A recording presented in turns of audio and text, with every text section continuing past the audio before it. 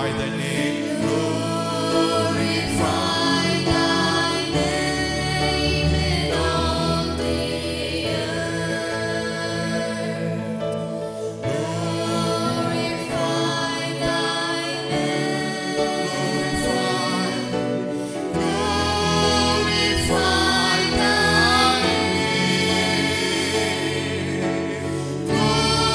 Glorify thy name in all the earth.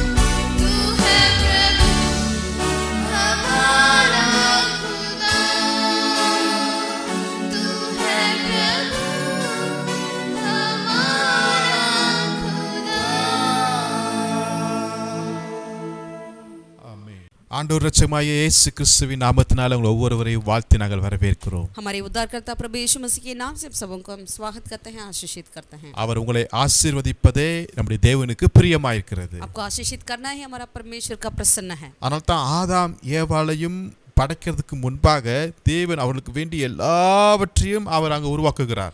इसीलिए जब परमेश्वर ने आदम और हव्वा को सृजे थे तो उन्होंने उनकी जो भी जरूरत है उन सारी चीजों को पहले ही वहां पर रखा हुआ था। அதே போல நம்முடைய தேவன் நம்மை பற்றிய கரிசனையும் நிறைந்தவராய் இருக்கிறாருங்க. हमारा परमेश्वर हमारे प्रति बहुत ही ख्याल रखते हैं। ஈவன் நம்ம என்ன சாப்பிட வேண்டும் என்பதை குறித்து கூட கர்த்தர் அவர் ரொம்ப கரிசனை உள்ளவராய் இருக்கிறார். क्या क्या खाना चाहिए करके भी परमेश्वर ख्याल रखते हैं। ஆதாமும் ஏவாளுக்கும் எப்படி சாப்பிட வேண்டும் என்ன சாப்பிட வேண்டும் என்கிற ஒரு மெனு லிஸ்டை அங்க கொடுக்கிறதை நான் பார்க்கிறோம். यहाँ पर आदम और हव्वा के लिए परमेश्वर ने एक मेनू लिस्ट को भी दे रखे थे कि क्या खाना चाहिए कि नहीं करके। முழுவதுமான ஒரு இயற்கையான உணவுகளை கர்த்தர் கொடுக்கிறார். यानी पूरा पूरा एक नेचुरल फूड को ही यहाँ पर देते हैं। ஆதியாகமம் 1ஆம் அதிகாரத்துல 29ஆம் வசனத்துல அது இருக்கிறது. उत्पत्ति पहला अध्याय में 29वीं आयत में लिखा है, இதோ பூமியின் மேல் எங்கும் விதைத்தரும் சகலவித பூண்டுகளையும் விதைத்தரும் கனி மரமாகிய சகலவித விருட்சங்களையும் உங்களுக்கு கொடுத்தேன், அவைகள் உங்களுக்கு ஆகாரமாய் இருக்க கடவது.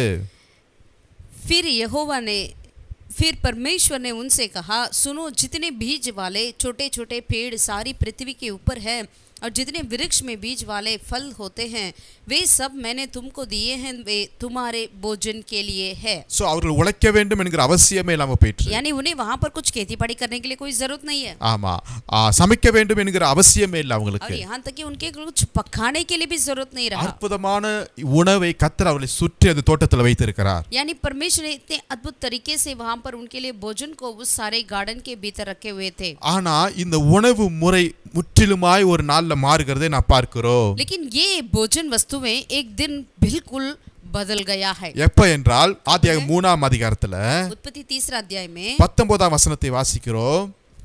19वीं आयत में पढ़ते हैं तो, நீ பூமியிலிருந்து எடுக்கப்பட்டபடியால் நீ பூமிக்கு திரும்ப மட்டும் உன் முகத்தின் வேர்வையால் ஆகாரம் புசிப்பாய், நீ மண்ணாய் இருக்கிறாய், மண்ணுக்கு திரும்புவாய் என்றார்.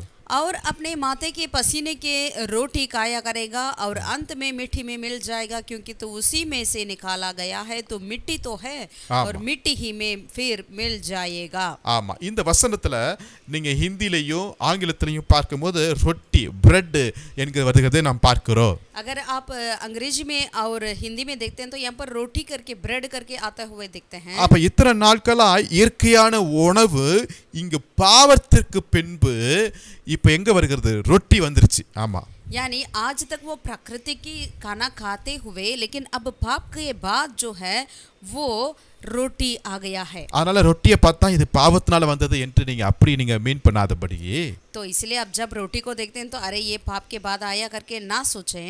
இது எப்படி அவங்க சாப்பிடுவாங்களாம்? வேர்வை சிந்தி அங்க உழைத்து கடினமாய் அங்க பிரயாசப்பட்டு தான் இந்த காரியத்தை அவர்கள் ஆகாரத்தை உண்ண வேண்டியதா இருக்கிறது. यानी ये रोटी को कैसे खाते थे? उन्होंने अपने माथे के पसीने यानी ऐसे बहुत ही कठिनता के साथ ही वो उस रोटी को खाना पड़ा। இயற்கையாய் சாப்பிட்டு இருந்தாங்க. அதாவது ஆசீர்வாதமாய் அங்க சாப்பிட்டு இருந்த காரியங்கள் எல்லாம் பாவத்துக்கு பின்பு இங்கு ரொம்ப கசப்பாய் மாறிடுதை நான் பார்க்க முடிகிறது. यानी वो अच्छे से प्रकृति की भोजन खाते हुए देखते हैं तो वो आराम से खाया करते थे, लेकिन पाप के बाद जो है चीजें बदल रही है। அப்ப இந்த ரொட்டி என்பது ஜனங்களுக்கு ஒரு சாபமாய் வந்திருக்கிறதை நீங்க பார்க்க வேண்டும். यानी रोटी यहाँ हम देख सकते हैं कुछ श्राप जैसा आया है करके लगता है। அந்த ஆதாமும் ஏவாளும் நிமித்தமாக இப்ப இந்த உணவு இந்த ரொட்டி ஒரு சாபமாய் ஜனங்களுடைய கையில வருகிறது நான் பார்க்கிறோம். यानी आदम और हव्वा के द्वारा, ये पाप के द्वारा ये रोटी अभी लोगों के हाथों में मिला गया। அப்ப இந்த ரொட்டியை சாப்பிடும்போது கூட அவங்க வேதனையோடு சாப்பிட வேண்டியதா இருக்கிறது. यानी रोटी को खाते वक्त भी वो वेदनाओं के साथ खाना पड़ा। ஆனாலும் கர்த்தர் ரொம்ப நல்லவராய் இருக்கிறார். लेकिन परमेश्वर भला है। ஆமென். அவருடைய பிள்ளைகளை கர்த்தர் அவர் நேசிக்கிறார். परमेश्वर अपने बच्चों से इतना प्यार करते हैं। அவருடைய திட்டத்தை அந்த பிள்ளைகளுக்கு நிச்சயம் கொடுக்க அவர் வல்லமையும் போதுமானவராய் இருக்கிறார். अपनी योजनाओं को अपने बच्चों को देने के लिए परमेश्वर सामर्थ्य है। ஒருவேளை இந்த ரொட்டி எல்லாத்துக்கும் கசப்பாகவும் சாபமாகவும் இருந்தாலும், यदि ये रोटी सबके लिए एक कड़वा लगता क्यों ना हो या एक श्राप जैसे क्यों ना हो, அவரை நம்பி அவருடைய வாக்குத்தத்தத்திற்கு பிரியமாய் இருக்கிற பிள்ளைகளுக்கு அதை ஆசீர்வாதமாய் மாற்ற தேவன் போதுமானவராய் இருக்கிறார். लेकिन उनके ऊपर जो विश्वास करते हैं उनके बच्चों के लिए परमेश्वर अपने बच्चों के लिए उस रोटी को आशीष का बना देंगे. எப்படி என்று பார்ப்போம். कैसा करके देखेंगे? ஆதியாகமம் 14ஆம் அதிகாரத்துல उत्पत्ति 14 अध्याय में 18ஆம் வசனத்தை நான் வாசிக்கிறேன். 18वीं आयत को पढ़ते हैं. 14 18 14 का 18. அங்க ஆபிரகாம் இருக்கிறார், यहाँ अब्राहम है, அங்க மெல்கிசேதேக் இருக்கிறாரு. वहाँ पर मेल्कीसेदेक आते हैं. இந்த மெல்கிசேதேக்கு யார் என்றால் அவர் சாலேமின் ராஜாவா ये இருக்கிறார். मेल्कीसेदेक कौन है? ये सलोम का राजा है. இந்த மெல்கிசேதேக் ஆசாரனாய் இருந்த இந்த சாலேமின் ராஜாவாகிய மெல்கிசேதேக் அப்பத்தை திராட்சரசத்தையும் கொண்டு வந்து ஆபிரகாமுக்கு கொடுக்கிறார். ये मेल्कीसेदेक जो था, इन्होंने परम प्रधान परमेश्वर का याजक था, इन्होंने रोटी और दाख मधु को ले आया और इन्होंने अब्राहम के पास उसे दिया है. ஹல்லேலூயா. हालेलुया. சாலேம் என்பது எருசலேமை குறிக்கிறது. शालेम जो है वो यरूशलेम को बताती है. சாலேமின் ராஜா என்பது கர்த்தரை குறிக்கிறது. शालेम का राजा मतलब यहोवा परमेश्वर को बताती है. அவர் என்ன கொண்டு வருகிறார்? उन्होंने क्या लेकर आई? அப்பத்தை கொண்டு வருகிறார். रोटी को ले आई. ஆமென். आमीन. இந்த அப்பத்தை கொண்டு வந்து ஆபிரகாமுக்கு கொடுக்கிறார். इस रोटी को ले आकर अब्राहम को दिया है. இப்ப ஆபிரகாம் கையில வரும்போது 19ஆம் வசனத்தை வாசிக்கிறோம். अब्राहम के हाथ में जब रोटी आया 19वें आयत में पढ़ सकता है. அவனை ஆசீர்வதித்து வானத்தையும் பூமியையும் உடையவராகிய உன்னதமான தேவனுடைய ஆசீர்வாதம் ஆபிரகாமுக்கு உண்டாவதாக. और उसने अब्राहम को यह आशीर्वाद दिया कि परम प्रधान ईश्वर की ओर से जो आकाश और पृथ्वी का अधिकारी है, तू धन्य हो. ஹல்லேலூயா. हालेलुया. ஹல்லேலூயா. हालेलुया. இந்த ரொட்டி தேவனுடைய பிள்ளைகளுடைய கையில வரும்போது அது சாபமா இல்ல, அது உன்னதமான தேவனுடைய ஆசீர்வாதமாய் அவங்க கையில கிடைக்கிறது நான் பார்க்கிறோம். जब ये रोटी परमेश्वर के बच्चों के हाथ में जब आती है तो वो श्राप नहीं वरन वो ऐसा मिल जाती है, परम प्रधान परमेश्वर की ओर से एक आशीष का कारण हो जाती है. இந்த சாலேமின் ராஜா யாரை குறிக்கிறார்? ये सलाम का राजा किसको बताती है? ஆண்டவராய் இயேசு கிறிஸ்துவை குறிக்கும்போது प्रभु यीशु मसीह को बताती है. இயேசு சொல்கிறாரு, तभी यीशु मसीह कहते हैं, ஜீவ அப்பம் நானே என்று யோவான் 6:35 சொல்றாரு இல்லையா? यूहन्ना 6 का 35वें आयत में यीशु मसीह कहते हैं, जीवन का रोटी मैं ही हूँ. ஆமென். ஆமென். அப்ப இந்த ஜீவ அப்பமாய் நம்முடைய கரத்துல வரும்போது, यानी जब जीवन का रोटी हमारे हाथों में आती है, இதுவரையும் அந்த ரொட்டி கசப்பா இருக்கலாம், சாபமா இருக்கலாம், பிரச்சனையோடு இருக்கலாம், ஆனா இப்ப அது தேவனுடைய ஆசீர்வாதமாய் அவன் கையில கிடைக்கிறதை நான் பார்க்கிறோம். आज तक ये रोटी उनके लिए श्राप हो सकता है या कड़वा हो सकता है, कुछ भी हो सकता है, लेकिन अब जो है ये आशीष का रूप में आया है. ஹல்லேலூயா. हालेलुया. இங்கு தான் ஒரு முதல் திருவிருந்து ஆராதனையை நடக்கிறதை நான் பார்க்கிறோம். यहाँ पर ये एक पहला प्रभु भोज की आराधना होते हुए देख पाते हैं. இவன் பழைய ஏற்பாட்டு மனுஷனாகிய ஆபிரகாம் தான் இவர். ये जरूर पुराना नियम का व्यक्ति है अब्राहम. ஆமா, இந்த ஆபிரகாமுக்கு இங்கு சாலேமின் ராஜாகிய அடையாளமாகி கர்த்தராகிய இயேசு கிறிஸ்து இங்கு ஒரு திருவிருந்து ஆராதனையை நடத்தி எல்லா ஆசீர்வாதங்களையும் அங்கு ஆபிரகாமுக்கு கொடுக்கதை நான் பார்க்கிறோம். यानी शालेम का राजा मेल्कीसेदेक जो है यीशु मसीह के जैसे हैं, तो उन्होंने यहाँ पर आकर अब्राहम को एक प्रभु भोज के तौर पे वहाँ पर अब्राहम को आशीर्वाद को देते हुए हम पाते हैं. ஆமென். आमीन. ஹல்லேலூயா. हालेलुया. ஆசீர்வாதம் இப்ப ஆபிரகாமுக்கு வருகிறதுங்க. अब आशीर्वाद अब्राहम के पास आ पहुंचती है. அதாவது ஆதாம் இழந்த அதே ஆசீர்வாதம் இப்ப ஆபிரகாமுக்கு கர்த்தர் கொடுக்கிறார். यानी जिस आशीर्वाद को आदम ने खो दिया था, उसी आशीर्वाद को परमेश्वर यहाँ पर अब्राहम को देते हैं. எது மூலமாய்? किसके द्वारा? ரொட்டி மூலமாய், उस रोटी के द्वारा, திராட்சரசத்தின் மூலமாய், दाखरस के द्वारा. இன்னொரு பக்கம் பார்க்கும்போது அது தான் சிலுவையின் மூலமாக, यानी दूसरी तरह से देखा जाए तो यानी क्रूस के द्वारा, இயேசு கிறிஸ்துவின் மரணத்தின் மூலமாக, यीशु मसीह के मृत्यु के द्वारा, நம்முடைய வந்து கொண்டிருக்கிற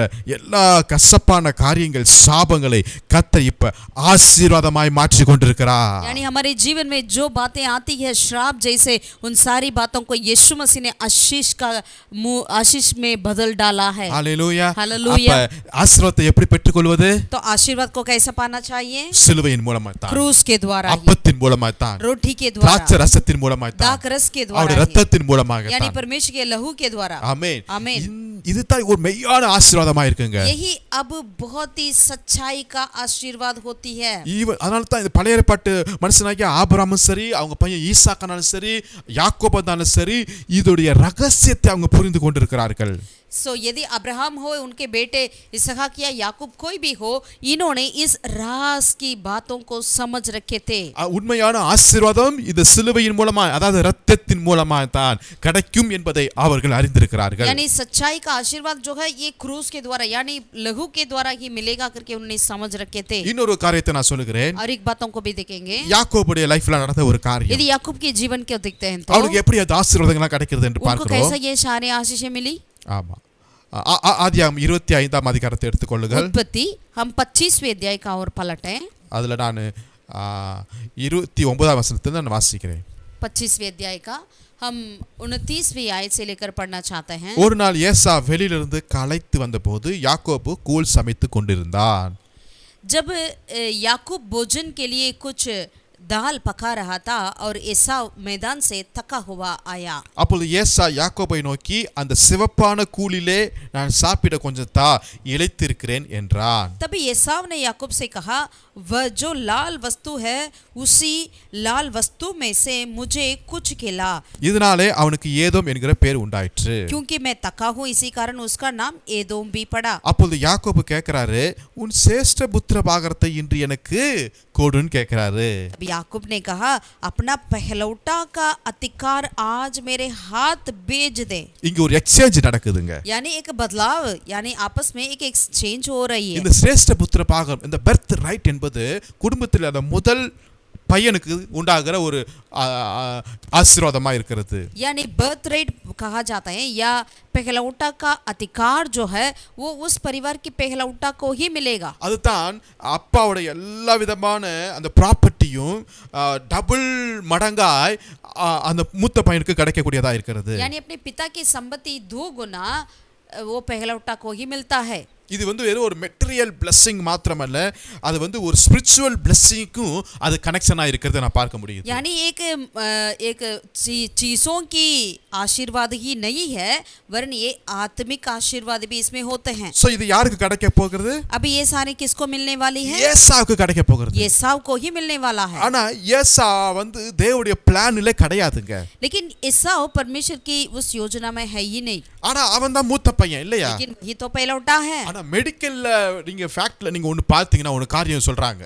अगर मेडिकल फैक्ट में देखा जाए एक बातों को कहते हैं लोग, இந்த இரட்டை குழந்தைகள் பிறக்கும்போது जब ट्विंस की जन्म होती है, முதலாய் அந்த தாயின் கருவில உண்டாகுகிற அந்த பிள்ளை எப்பொழுதுமே டெலிவரி சமயத்துல இரண்டாவதா தான் வருவாங்களாம். जो पहला जो माँ के कोख में शुरू होती है वो फीटस जो है जब भी हमेशा जन्म के समय में वही देर से निकलती है, यानी दूसरा निकलती है।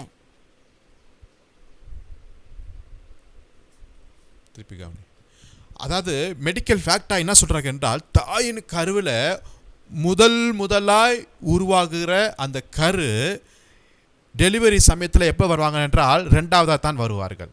जो पहला वो फीटस में जो फीटस बनती है वो वही बेटा जब जन्म के समय में दूसरा ही निकलता है। இரண்டாவதாய் உருவாகுகிற குழந்தை முதலாய் வருவார்களாம். यानी जो दूसरा फीटस जब बनती है वही पहला करके निकलती है जन्म के समय में। அப்ப உண்மையாய் பார்க்கும்போது இந்த சேஷ்ட புத்திர பாகம் யாருக்கு போய் சேர்ந்திருக்கணும்?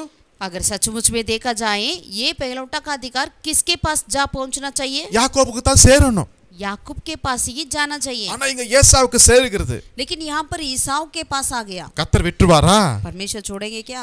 கர்த்தர் விட்டாலும் இந்த யாக்கோபை விட மாட்டான் போலக்கு. यदि परमेश्वर भी छोड़ सकते हैं, लेकिन शायद लगता है कि याकूब नहीं छोड़ने वाला। அண்ணன் ஏசா ரொம்ப களைத்து போய் வருகிறான். उनका भाई ईसाव बहुत ही थका कर आया है। நம்ம யாக்கோபு என்ன பண்ணிட்டு இருக்காரு? याकूब क्या कर रहा है? அங்க ஒரு சிவப்பான ஒரு சூப் பண்ணிட்டு இருக்காரு. वहाँ पर वो दाल पका रहा है। ஆமென். आमीन।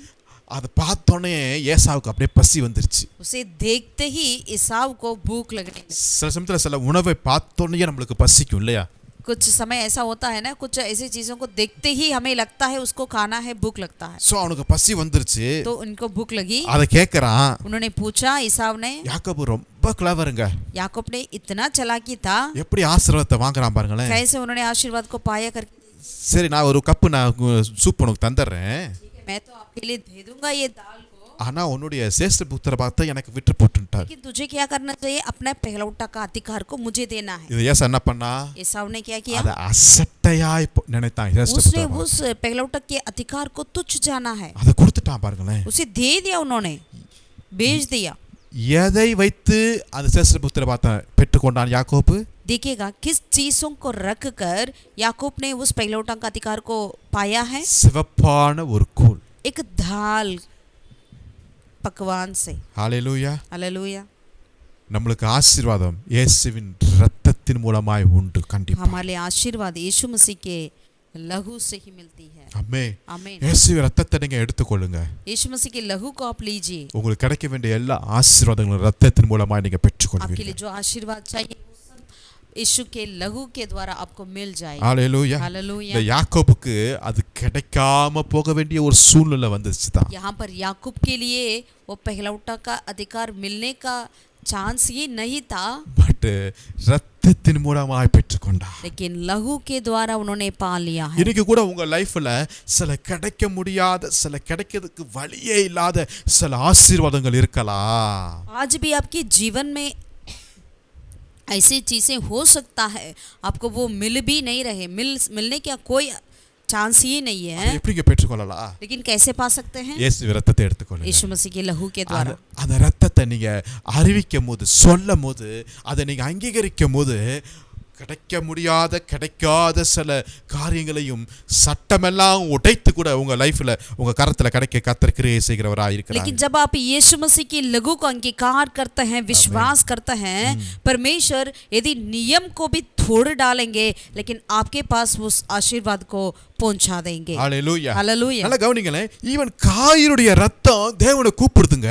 यहाँ पर हम देखते हैं हाबिल का लहू वहां पर परमेश्वर की ओर दुहाई देती है। ஆமென். ஆமென். அப்ப ஒரு மனுஷனுடைய ரத்தமே தேவனை பார்த்து கூப்பிட்டு என்றால் இயேசு கிறிஸ்துவின் ரத்தம், பழுதற்ற என் தேவனுடைய குமாரனாகிய இயேசு கிறிஸ்துவின் ரத்தம், உங்களுக்காக பரிந்து பேசுகிற ரத்தம், உங்களுக்காக எல்லாவற்றையும் செய்ய அது போதுமானதாக இருக்கிறது. यदि एक इंसान की लहू ही परमेश्वर की ओर से पुकार सकते हैं, तो जो निष्कलंक निष्पाप प्रभु यीशु मसीह का लहू आपके लिए और मेरे लिए परमेश्वर से वो हमारे लिए एक मध्यस्थता की प्रार्थना करती है। ஹalleluya. हालेलुया। அந்த இயேசு கிறிஸ்துவின் ரத்தம் சகல பாவங்களையும், சகல வியாதிகளையும், உங்களுக்கு எல்லாவற்றையும் அது நீக்கக்கூடியதா இருக்கிறது என்று நீங்க விசுவாசிங்க. तो इसलिए विश्वास करें, प्रभु यीशु मसीह का लहू आपको सारे श्रापों से, पापों से आपको आजाद करती है। ஆமென். ஆமென்। இயேசு சிலுவையில சுமந்துட்டு போகும்போது எத்தனை இடத்துல இருந்து ரத்தம் வந்துச்சு தெரியுங்களா? जब यीशु मसीह क्रूस उठाकर जा रहे थे, तब कितने स्थानों से उनका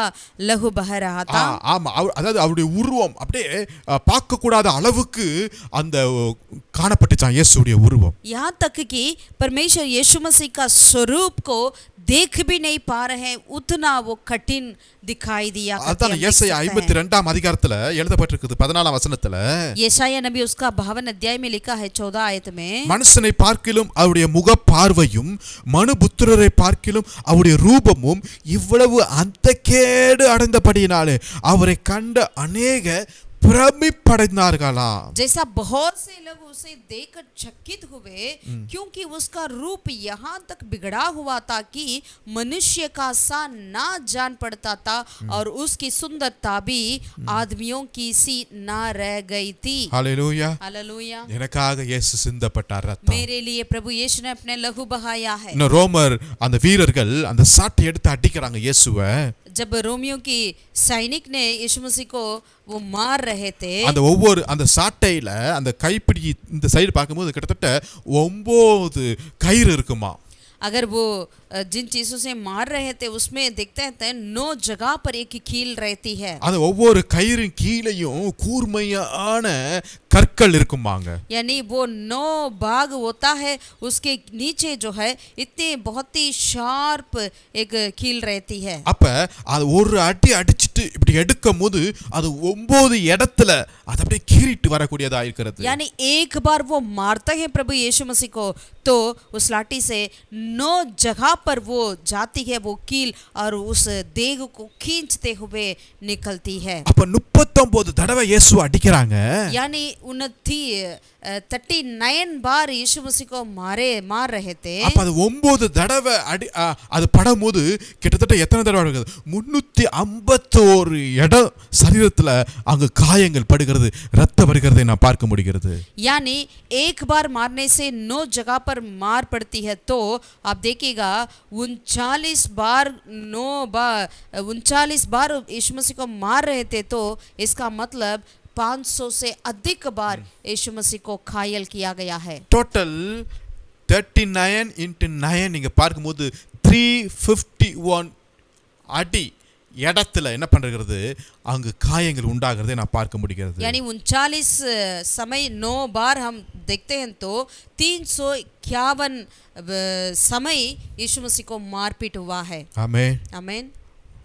அதை நம்மளால கற்பனை பண்ணி கூட பார்க்க முடியாது. इन कार्य को हम कल्पना भी नहीं कर सकते हैं। அப்ப அந்த ஒரு சரீரத்துல 351 இடத்துல கீறலும் அங்கிருந்து ரத்தமும் வந்துட்டு இருக்கிறது பாருங்களேன். यानी एक देग के ऊपर 351 बार जो है घायल किया गया और उतनी स्थानों से लहू निकलकर आ रही है। तो இப்ப இயேசு சிலுவையில அறையறாங்க.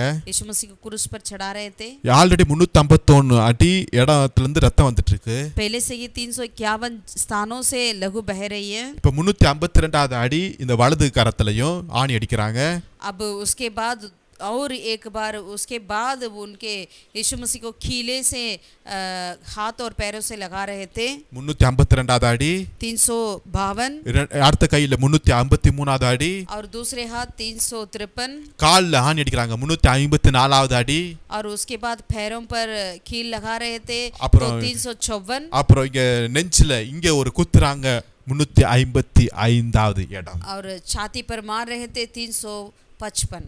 இந்த செப்டம்பர் மாதம் தான் யூதருடைய நியூ இயர் புதிய வருடத்தை அவங்க கொண்டாடுகிறார்கள். इस सितंबर महीना ही यहूदी लोग अपने नई साल की मनाते हैं। அவங்களுடைய கணக்கின்படி ஒரு வருடத்திற்கு 355 நாட்கள் உண்டு. उनके हिसाब से एक साल के लिए 355 दिन होती हैं। அப்ப அந்த இயேசுவுடைய சரீரத்தையும் பார்க்கும்போது 355 இடத்துல இருந்து ரத்தம் வருகிறதுனா நான் இப்படி விசுவாசிக்கிறேன், ஒவ்வொரு நாளும் எனக்காக இயேசுவின் ரத்தம் சிந்தப்பட்டிருக்கிறது.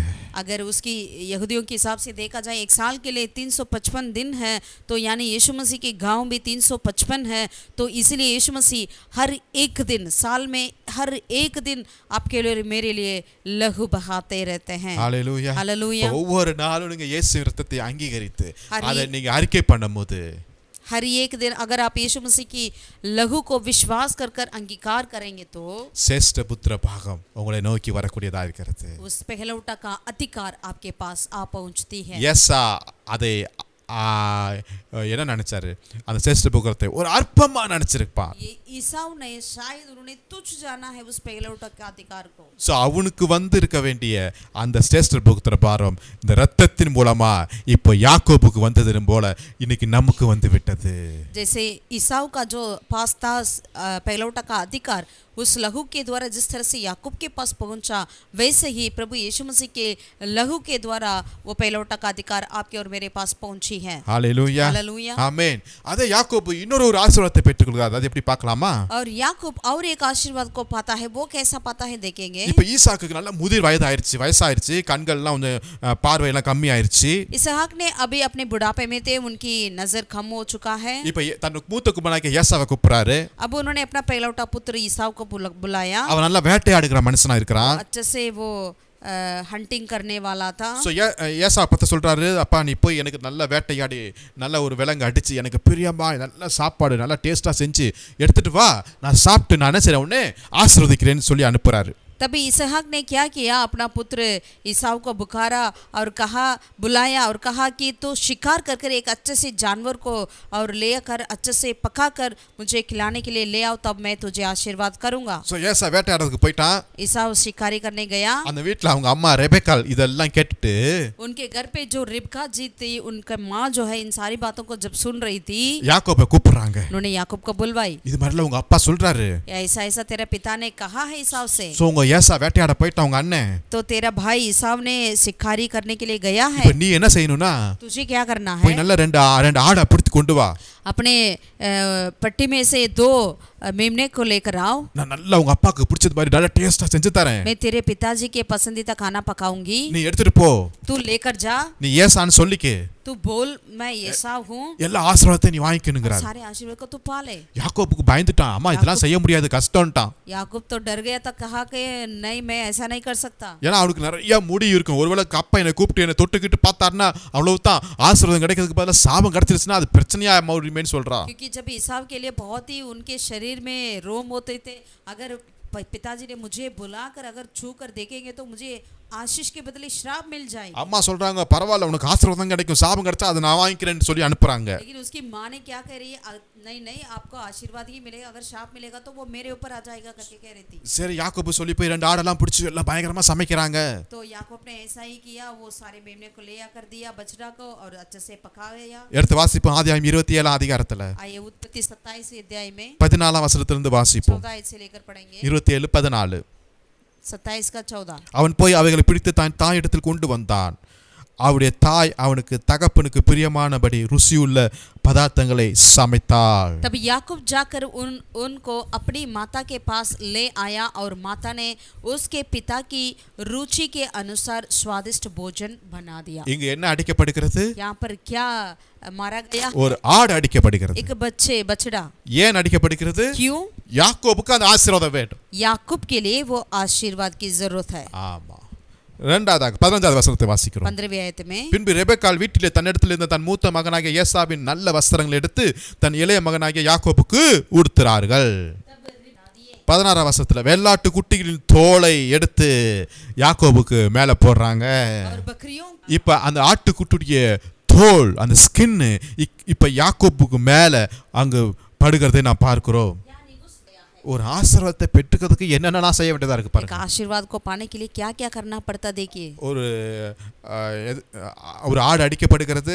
एक बकरी को मारना पड़ा. அடுத்தது அந்த ஆட்டுடைய தோலை எடுத்து இவன் போத்திக்கிட்டு இப்போ ஒரு வேஷம் போட்டு அவன் போறது மாதிரி இருக்கு இல்லையா? यानी फिर उस बकरी को बच्चे के खाले को लेकर इन्होंने अपने ऊपर डाल दिया और यानी एक फैंसी ड्रेस के जैसे वो जा रहा है. இப்போ 17 वசனத்துல அப்பத்தை எடுத்துட்டு போகிறான். और 17वीं आयत में उन्होंने उस भोजन को लेकर जा रहा था, रोटी को लेकर. ரொட்டி அப்பத்தை எடுத்துட்டு போகிறான். यानी रोटी भी उसने ले गया. அப்ப ஆசீர்வாதத்தை நான் பெற்றுக்கொள்ளணும்னா ஆடு அடிக்கப்படணும், அப்பத்தை எடுத்துட்டு போகணும், அந்த ஆட்டுடைய வஸ்திரத்தை நான் என் மேல போட்டுக்கணும். ஆமா.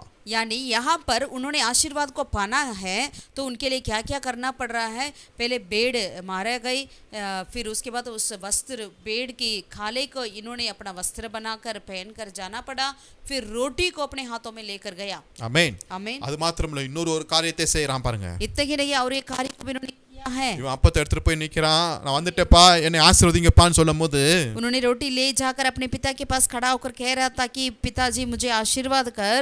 அப்பா கேக்குறா நீ யாரான்னு கேக்குறாரு. तब उसके पिता ने पूछा तो कौन है. ஏன்னா அவங்க அப்பாக்கு புரியல, இவ்வளவு சீக்கிரமா வந்து அடிச்சிட்டு வந்துட்டானா அப்படின்னு யோசித்து பாக்குறாரு. क्योंकि उसके पिता को समझ नहीं आ रहा इतने जल्दी से उन्होंने शिकार कर कर कैसे आया. 19 வசனத்துல ஒரு காரியம் சொல்றான் பாருங்களேன். 19वीं आयत में उन्होंने एक बातों को कहता है. அப்பொழுது देखिए யாக்கோபு தன் தகப்பனை நோக்கி நான் உமது மூத்த மகனாகிய ஏசான்னு சொல்லிட்டான் பாருங்களேன். याकूब ने अपने पिता से कहा मैं तेरा छेठा पुत्र एसाव हूं करके कह दिया. யார் நேம யூஸ் பண்றாரு? किसका नाम को उन्होंने इस्तेमाल किया. மூத்த சகோதரனாகிய ஏசாவுடைய நேம இங்க யூஸ் பண்ணி போறதுனால தான் ஆசீர்வாதம் கிடைக்குதுங்க. छेठा पुत्र एसाव का नाम को उन्होंने इस्तेमाल किया तभी उनके लिए आशीर्वाद मिला. இது அப்படியே ஆவிக்குரிய அர்த்தத்துல நீங்க எல்லாத்தையும் நீங்க போட்டு பாருங்க. अगर इन सारी बातों को आप आत्मिक तौर पे समझने के लिए कोशिश करिए. ஒரு ஆடு அடிக்கப்படுகிறது. एक मेमना मारी गई. இயேசு அடிக்கப்படுகிறார் यीशु நமக்காக. मसीह हमारे लिए मारे गए. இப்ப வஸ்திரம் அவருடைய வஸ்திரம் அங்க பார்க்கிறோம் இல்லையா? அதே போல நம்மளுக்கு கல்வாரி சிலுவையின் மூலமா நம்மளுக்கு ரட்சிப்பின் வஸ்திரம் நம்மளுக்கு கிடைக்குதுங்க. यानी वहां पर जैसे उन्होंने मेमने के खाले को उन्होंने पहन गया था याकूब ने, यहाँ पर हम देखते हैं तो यीशु मसीह की उस क्रूस के द्वारा बलिदान के द्वारा हमारे को उद्धार का वस्त्र मिला है. நீதியின் வஸ்திரத்தை இப்ப நம்ம அணிந்து கொள்கிறோம். धार्मिकता की वस्त्र हमारे लिए पहना गया है. ஆமா. அப்ப இப்ப நான் மறைக்கப்படுகிறேன், அவர் வெளிப்படுகிறார் இல்லையா? यानी मैं छुप जा रहा हूँ, यीशु मसीह ही मुझ में प्रकट हो रहे हैं. இப்ப அடுத்தது அப்பத்தை எடுத்துக்கொண்டு और उसके बाद रोटी को लेकर. ஹalleluya. हालेलुया. ஆமா. இப்ப என்ன செய்யறாரு கடைசியா யாக்கோபு? अंतिम में क्या किया याकूब ने? रोटी को ले गया. தன்னுடைய மூத்த சகோதரனாகிய நேம அங்கு யூஸ் பண்ணுகிறாரு. और उसके बाद याकूब ने क्या किया, अपना चेटा पुत्र यानी इसहाक का चेटा पुत्र ईसाव का नाम को इस्तेमाल किया। இன்னைக்கு நம்மளுக்கு ஒரு மூத்த சகோதரன் இருக்கிறார். आज हमारे लिए एक चेटा पुत्र है, यार चेटा तेरी गला। भाई है। कौन है? நம்முடைய மூத்த சகோதரன் யாருன்னு நீங்க எபிரேயர்ல நீங்க வாசிக்க பார்க்கும்போது அங்க நிறைய போட்டிருக்கோம். அங்க இயேசு கிறிஸ்து நம்மளுக்கு மூத்த சகோதரனா இருக்கிறார். हमारा चेटा भाई कौन है करके देखते हैं तो इब्रानियों की किताब में लिखा है हमारे लिए एक बड़ा भाई है, वो यीशु मसीह है। ஆமென். அப்ப அந்த இயேசு கிறிஸ்து என்கிற நாமத்தை நீங்க சொல்லும்போது, जब आप यीशु मसीह की नाम को बताएंगे, இயேசுவுடைய அந்த வஸ்திரத்தை நீங்க நீங்க அணிந்திருக்கும்போது, जब यीशु मसीह के वस्त्र को जो यीशु मसीह के द्वारा मिला है उस वस्त्र को पहनेंगे तो, அந்த அப்பத்தை நம்ம எடுத்துக்கொள்ளும்போது, और उस रोटी को हम जब लेते हैं तो, அடிக்கப்பட்ட அந்த ஆட்டை போல சிலுவையை நம்ம எடுத்துக்கொள்ளும்போது, जो हमारे लिए मारे गए मेमने के जैसा जो प्रभु यीशु मसीह के क्रूस को जब हम लेते हैं, அங்கு தகப்பன் ஆசீர்வாதங்களை நமக்கு பொழிகிறவராய் இருக்கிறார். वहाँ पर हमारा पिता ने अपने आशीष को हमारे लिए देते हैं। ஹalleluya, हालेलुया, ஹalleluya. हालेलुया। அவனை ஆசீர்வதிக்கிறார். उन्हें आशीर्वाद किया। ஆமென். आमीन। இன்னைக்கு நம்மளுக்கு ஆசீர்வாதம் வேணும்னா இந்த ரகசியமே. आज हमें आशीर्वाद चाहिए, यही रहस्य है। ஆமென். आमीन। சிலுவையின் மூலமா எவ்வளவு ஆசீர்வாதங்கள் இருக்கிறது நான் பார்த்துட்டு இருக்கிறோம். यानी इस क्रूस के द्वारा हमारे लिए कैसे आशीषें मिली करके देख रहे हैं। இதைத்தான் ஆபிரகாம், ஈசாக்கு, யாக்கோபு இந்த காரியங்களை ரகசியங்களை நல்ல தெளிவாய் புரிந்து கொண்ட மனிதர்களாக இருக்கிறார்கள். यही बातों को, इस रहस्य को अब्राहम, इसहाक, याकूब अच्छे से वो जान रखे थे। ஆமென். आमीन। அதான் ஆபிரகாம் ஈசாக்கை பலி செலுத்துவதற்கு மோரியா மலைக்கு போகிறாரு. इसलिए जब अब्राहम ने इसहाक को बलि चढ़ाने के लिए मोरिया नामक पहाड़ पर जा रहे थे, கர்த்தர் அதை அங்க பலி செலுத்த வேண்டாம் என்று தடை பண்ணுகிறாரு. फिर परमेश्वर ने वहां पर रोक दिया उन्हें। ஆனால் அங்க ஒரு ஆடை எடுத்து அங்க அதுக்கு பதிலா பலி செலுத்துறாரு. लेकिन याकूब इसहाक के बदले वहां पर परमेश्वर ने एक मेमने को वहां रखा था। அங்க ஆபிரகாம் அந்த ஆட்டை பலி செலுத்தின பிறகு ஆசீர்வாதம் பொழிகிறதை அங்கு ஈசாக்கு பார்த்திருக்கிறார். जब अब्राहम ने उस मेमने को बलि चढ़ाया तब इसहाक ने किस तरह आशीष आया करके वो देख रहा है। ஆமென். आमीन। அப்ப அதுல இருந்து ஒரு ரகசியத்தை அவங்க புரிஞ்சிட்டாங்க. इसमें से एक रहस्य को उन्होंने जाना, எல்லா ஆசீர்வாதமும் सारी आशीषें ஆண்டவராகிய இயேசு கிறிஸ்துடைய மரணத்தின் மூலமாகத்தான். प्रभु यीशु मसीह की उस क्रूस के मृत्यु के द्वारा ही। ஆமென். ஆமென். பல 4000 வருஷத்துக்கு 6000 வருஷத்துக்கு அப்புறம் நடக்க வேண்டியதை இவங்க இப்பயே பார்த்துட்டாங்க. यानी कुछ 4000 साल के बाद होने वाले कार्य को उन्होंने उसी समय में ही देख लिया था। ஆமென். आमीन। ஹalleluya. हालेलुया। சோ அப்ப இன்னைக்கு என்ன ஆசீர்வதிக்கிறது எதுனா அந்த அப்பத்தையும் திராட்சரசத்தையும் எடுத்துக்கொள்ளுங்க உங்க கையில. तो हमें आज आशीर्वाद करने वाले कार्य यानी प्रभु यीशु मसीह का लहू और रोटी यानी शरीर, இதை நீங்க ஆவிக்குரிய அர்த்தத்துல நீங்க இதை பார்க்கும்படியா நான் கேட்டுக்கோங்க. इसे हम चाहते हैं आप इसको आत्मिक तरीके से समझें। அவங்க எல்லாம் லிட்டரலா பண்ணாங்க இல்லையா?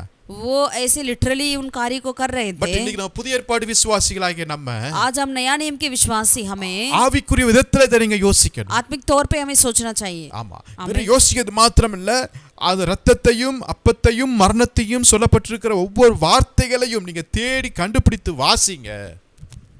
सिर्फ आपको सोचना ही नहीं वरन जहाँ जगह प्रभु यीशु मसीह के लहू के बारे में देह के बारे में लिखा है उस कार्य के प्रति हमें ढूंढ कर वचन में से देखना है, पढ़ना है। ஆமென். அதை அங்கீகரிங்க, उसे अंगीकार करना है, அதை விசுவாசிங்க. विश्वास करना है, அப்போ நிச்சயம் நடக்கக்கூடியதா இருக்கிறது. तब वो आपके जीवन में परिपूर्ण से होगी। இதெல்லாம் பார்த்து பார்த்து மோசேயும் இந்த காரியத்தை கற்றுக்கொண்டு விட்டார். जब इन बातों को देख रहा था मूसा भी इन बातों को समझ लिया। ஆல்தான் மோசே கர்த்தர் அங்க பார்வோனுக்கு அனுப்புகிறாரு பேச. इसीलिए जब परमेश्वर ने मूसा को फिरौन के पास भेजा है बातें करने के लिए, அங்க தன் ஜனங்களை ஆராதிக்கிறதுக்கு விடுன்னு சொல்லும்போது பார்வோன் அனுப்பல. तब जब मूसा ने पूछा अपने लोगों को परमेश्वर के लिए आराधना करने के लिए छोड़ दो करके, तब फिरौन ने नहीं छोड़ा था। எடுத்து வாசிப்போம். आइए पढ़ें யாத்திராகமம் निर्गमन 7ஆம் அதிகாரத்தை எடுத்துக்கொள்ளுங்கள். 7वें अध्याय को पलटें। அதுல 14ஆம் வசனத்திலிருந்து வாசிக்கிறோம். निर्गमन 7वें अध्याय का 14 आयत से लेकर पढ़ते हैं। ஏனென்றால் இதுதான் முதல் வாதையா இருக்கிறது. क्योंकि ये पहला विपत्ति था जो मिस्र के ऊपर आ पड़ी थी। இந்த முதல் வாதை ரத்தத்துல ஆரம்பிக்கிறது நான் பார்க்கிறோம். ये पहला विपत्ति जो है लहू के द्वारा शुरुआत होते हुए देखते हैं। ஆமா, இந்த ரத்தம் கடினமான அந்த உள்ளம் படைத்த பார்வோனுக்கு முன்பாக எழும்பி வருகிறதை நான் பார்க்க முடிகிறது. ये फिरौन की कठिनता के चलते वहां पर आता हुआ देखते हैं। கத்தர் மோசே பார்த்து சொல்கிறாரு, परमेश्वर ने मूसा से कहा, அவன் இருதயம் கடினமாச்சு தானே, பார்வோனுடைய இருதயம் फिर उनका हृदय कठिन हो गया ना, ஜனங்களை விட மாட்டேன்னு சொல்றான் பத்தியா. उन्होंने मना कर रहा है लोगों से भेजने में से। சோர்ந்து போவாத, आप निराश ना हो, நான் சொல்றதை கேளு. मैं जो कह रहा हूँ उसे सुनो। 15வது வசனத்துல இருந்து, 15वें आयत से, காலமே நீ பார்வோனுக்கு போ, அவன் நதிக்கு புறப்பட்டு வருவான். जब इसीलिए तू क्या कर, फिर उनके पास जा, बोर को ही जा। ஆமா, அந்த நைல் நதி எகிப்துக்கு ரொம்ப விசேஷமான ஒரு காரியம். वहाँ पर नील नदी के पास वो आएगा, वो नदी उन लोगों के लिए बहुत ही श्रेष्ठ नदी है। நைல் நதி அவங்களுக்கு ஒரு தெய்வமா இருக்கிறது. यानी नील नदी उनके लिए एक देवता है। சோ அந்த நதியில தான் அவன் வந்து ஸ்நானம் பண்ணுவான், மற்ற காரியங்கள் எல்லாம் அங்க நடக்கிற காரியமா இருக்கிறது. यानी उस नील नदी के पास ही वो जब फिरौन आएगा वहां पर ये स्नान करता है और सारे वो संप्रदाय करता है। முழு எகிப்துக்கும் செழிப்பை கொடுக்கக்கூடியது இந்த நைல் நதியா இருக்கு. यानी सारे मिस्र के लिए एक सफलता को देती है नील नदी। நீ என்ன செய்ய, உன் கோல் எடுத்துட்டு நைல் நதிக்கு காலையிலேயே போ. तू क्या कर, अपना छड़ी उठाकर वहां जा। அவன் திருப்பி அனுப்ப மாட்டான் தான், वो जरूर कहेगा कि मैं लोगों को जाने नहीं दूंगा। ஆனா நீ என்ன செய்யணும், तुझे क्या करना है, கோலை அந்த நதியில அடினுங்கிறாரு. आप क्या करना है, वो जो लाठी है उसको नील नदी के तट पर उसे मारो। அது என்னவா மாறும், वो क्या बन जाएगी, ரத்தமாய் மாறும். वो लहू बन जाएगी நதியில இருக்கிற எல்லா மீன்களும் செத்து போயிரும். और नदी की सारे मछलियां मर जाएगी நதி நாரி போயிரும். और नील नदी इतना बदबू बन जाएगी। எது அவங்களுக்கு கடவுளா இருந்துச்சோ, जो चीजें उनके लिए देवता थी, டெய்லி காலையில எதை நோக்கி வந்தார்களோ, हर रोज बोर को उन्होंने किसके पास आया करते थे, எந்த கடினமான இருதயம் உனக்கு முன்பாக இருந்துச்சோ, जो कठिनता की हृदय तेरे सामने था, அத நான் வழிக்கு கொண்டு வருவதற்கு யூஸ் பண்ணுகிற முதல் ஆயுதம் ரத்தமா இருக்கிறது. उन सारी चीजों को सीधा करने के लिए मैं इस्तेमाल करने वाला पहला जो कार्य है वो लघु है। இது மாத்திரமல்ல, 19ஆம் வசனத்துல கடைசியில வாசிக்கிறோம், इतना ही नहीं 19वीं आयत में हम देख सकते हैं, எகிப்து தேசம் எங்கும் மரப்பாத்திரங்கள் கற்பாத்திரத்துல ரத்தம் உண்டாக போதுன்ட்டாரு. और मिस्र में सारे पत्थर और काट दोनों बांधी के जल पात्र में लहू ही लहू हो जाएगा। அப்ப எகிப்து முழுவதும் இந்த மரமும் கல்லும் நிறைய காணப்பட்டு கொண்டிருக்கிறது. यानी इसका मतलब पूरे मिस्र में काट और पत्थर के कई चीजें भरा हुआ था। இதோட அர்த்தம் வேற என்பதை நீங்க புரிந்து கொள்ளுங்கள். इसका अर्थ तो दूसरा कुछ है। ஆமா, இதை செயலிலிருந்து போக வைக்கிறதுக்கு அங்க ரத்தம் கிரியை செய்யக்கூடியதா इन இருக்கிறது. चीजों को उन्हें ढा देने के लिए वहां पर लघु इस्तेमाल किया गया है। ஹalleluya, हालेलुया, ஹalleluya. हालेलुया। அப்ப உங்களுக்கு முன்பாக எப்பேற்பட்ட மனுஷன் எழும்பினாலும், எவ்வளவு கடினமான இருதயம் நிரம்பின மனிதர்கள் எழும்பினாலும், அவங்கள மேற்கொள்வதற்கு கத்தர் உங்க கையில கொடுத்திருக்கிற ஒரு ஆயுதம் என்னவென்றால் அது ரத்தம் என்பதை இன்றைக்கு நீங்கள் விசுவாசியுங்கள். आपके विरोध जितने भी कठिनता के हृदय के लोग खड़े क्यों ना हो, सामना करते क्यों ना हो, लेकिन परमेश्वर उनको उनके ऊपर विजय पाने के लिए आपके हाथों में दे रखे हैं, वो प्रभु यीशु मसीह का लहू ही है। Hallelujah, hallelujah, hallelujah, hallelujah. கத்தரால் கூடாத காரியம் ஒன்றுமே இல்லைங்க. मेरा प्रभु के लिए कुछ भी असंभव नहीं है। ஆமென், आमीन। அப்ப என் கையில கத்தர் கொடுத்திருக்கிற ஒரு மிகப்பெரிய ஒரு ஆயுதம் இதுதான்.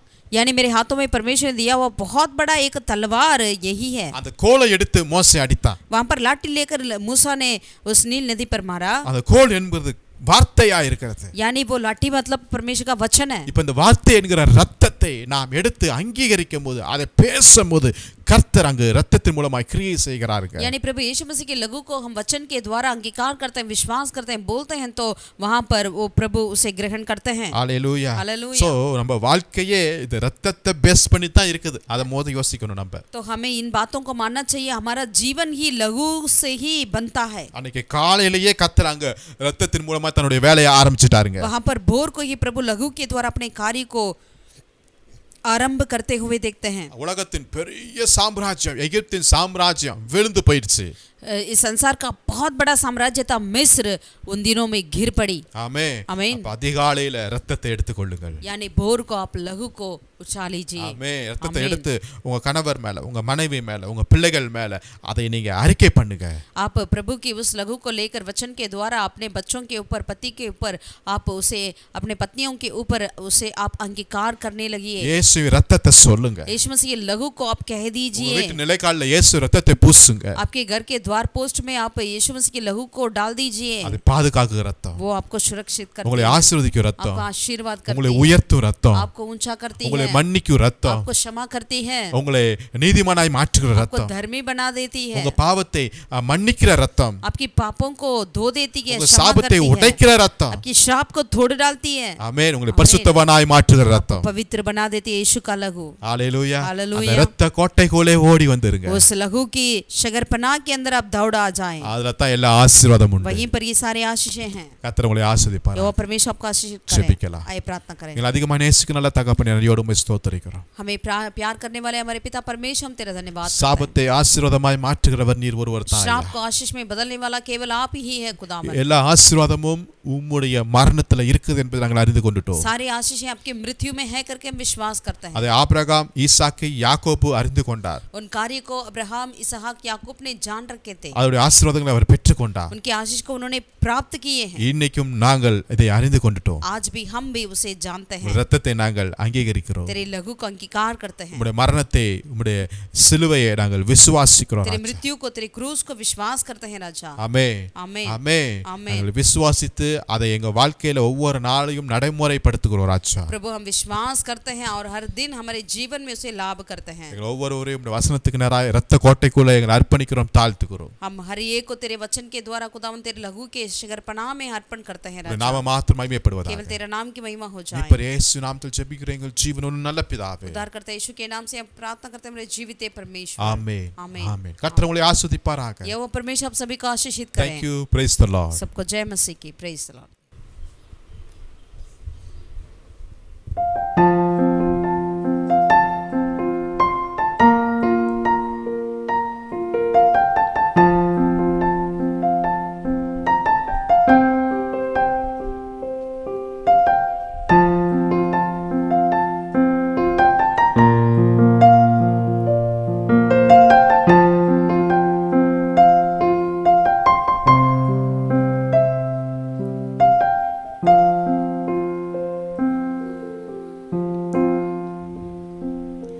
मैं तुझको पसंद आऊं, मैं तेरे दिल को भाऊं, ऐसा मुझको बना, ऐसा मुझको बना। मैं तुझको पसंद आऊं, मैं तेरे दिल को भाऊं, ऐसा मुझको बना, ऐसा मुझको बना। मेरे अंदर तेरी आदतों को भर दे, मेरे अंदर तेरी चाहतों को भर दे, मेरे अंदर तेरी आदतों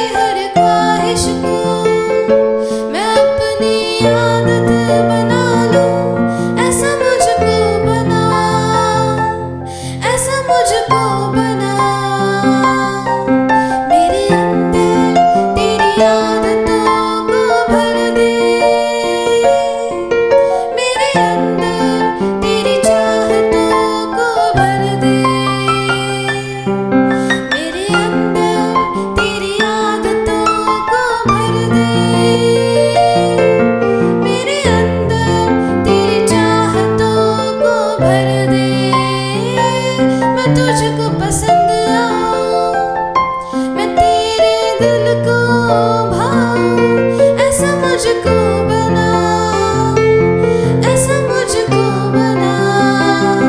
तेरी हर ख्वाहिश को मैं अपनी आदत बना लूं, ऐसा मुझको बना, ऐसा मुझको बना।